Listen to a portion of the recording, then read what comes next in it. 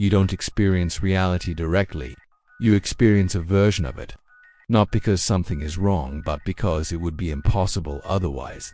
Your brain was never designed to show you the world as it is. It was designed to keep you functioning inside it. We tend to think of perception as passive, as if the world enters the brain, gets processed, and appears in consciousness. That's not what happens. Before sensory information reaches awareness, it is filtered, compressed, and reshaped. Most of what your eyes detect never becomes experience, not because it's irrelevant, but because there is too much. Perception begins with removal.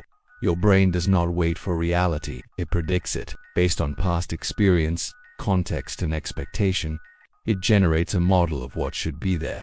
Sensory input arrives later, not to inform perception, but to correct prediction. This means that seeing is not discovery, it is confirmation. And when nothing contradicts the prediction, the brain never checks. During rapid eye movements, visual processing briefly shuts down. This happens constantly. You never notice it.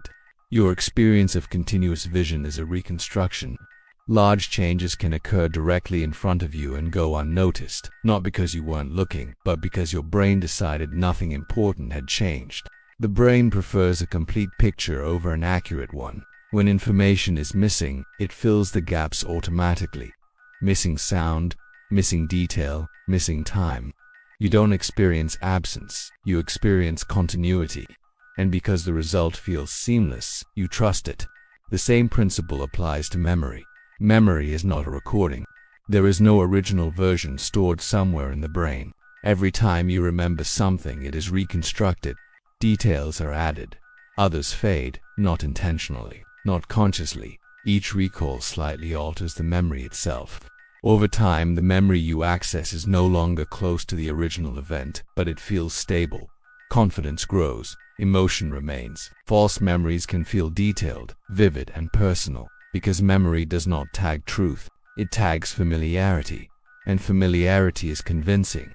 This creates a problem. If perception is predictive and memory is reconstructive, then your experience of reality is always one step removed. What you see is filtered. What you remember is edited. What feels certain may never have happened as you recall it. The brain does not optimize for truth. It optimizes for stability. A consistent internal story is more useful than an accurate one, especially under stress and especially when identity is involved. This is not a flaw. It's a survival strategy. But this raises a question. If perception edits reality and memory edits the past, what happens when the body takes over completely? When survival becomes the priority and awareness becomes optional? That's where this system reveals its final layer. And that's what comes next.